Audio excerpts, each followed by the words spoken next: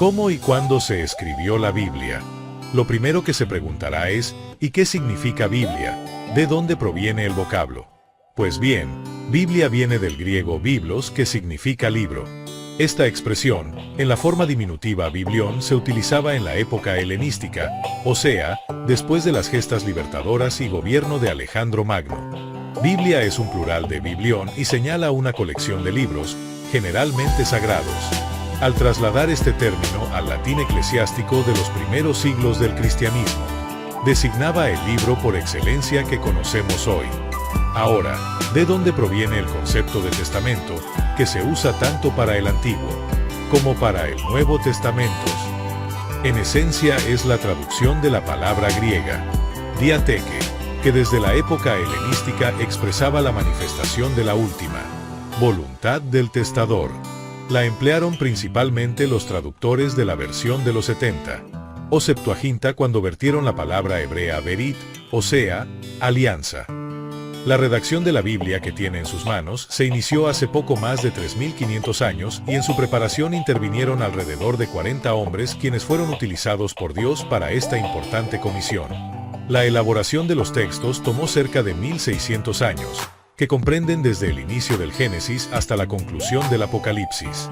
En muchos casos, en lo que conocemos como un libro específico de la Biblia, tomaron parte varios escritores quienes allegaron la información de diversas fuentes, como es el caso del Génesis.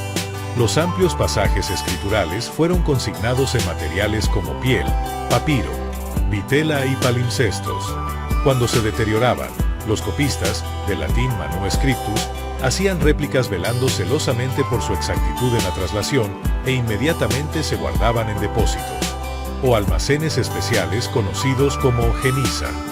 La tradición continúa así hasta el siglo XV, cuando hace su aparición en la escena mundial, la imprenta. Un paso previo para que iniciemos el fascinante estudio de las Escrituras, comenzando con el Antiguo Testamento, lo constituye que aclaremos de dónde proviene la selección de los libros que debían estar incluidos en la Biblia. ¿Se ha preguntado al respecto? Pues bien, la selección es el fruto de un canon.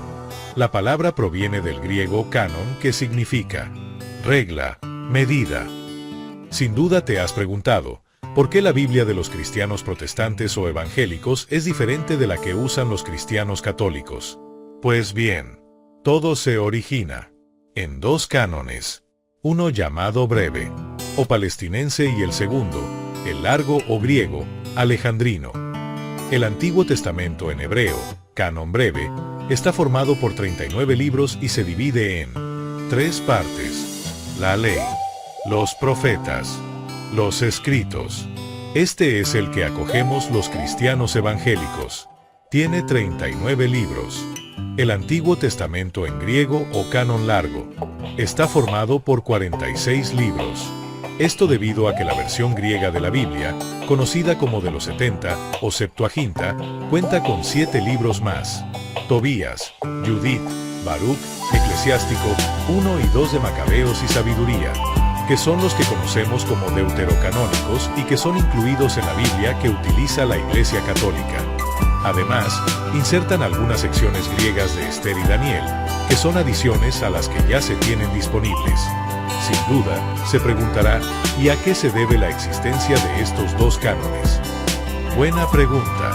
Y a un buen interrogante, una buena respuesta.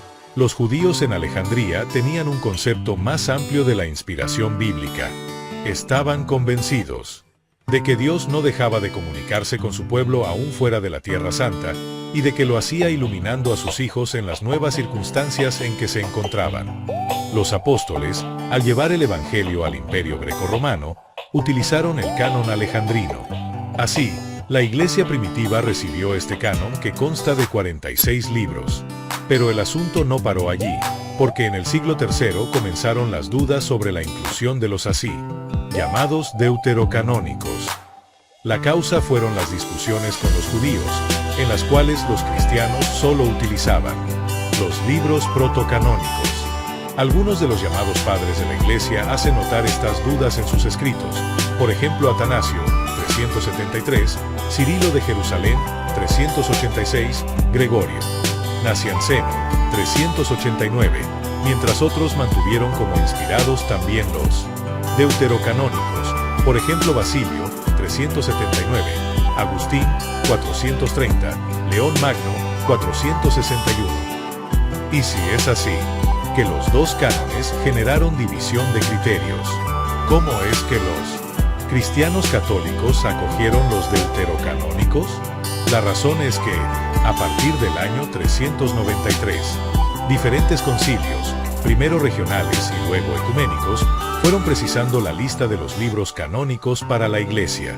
Estos concilios fueron: Concilio de Hipona, en el año 393, Concilio de Cartago, en el año 397 y 419, Concilio Florentino, en el año 1441, Concilio de Trento, en el año 1546.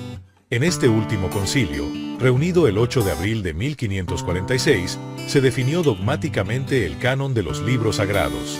Los cristianos protestantes admitimos como libros sagrados, para el caso del Antiguo Testamento, los 39 libros del canon hebreo, el primero que negó la canonicidad de los 7 deuterocanónicos fue Carlos Tadio, en el año 1520, seguido de Lutero en el año 1534 y luego Calvino, en el año 1540.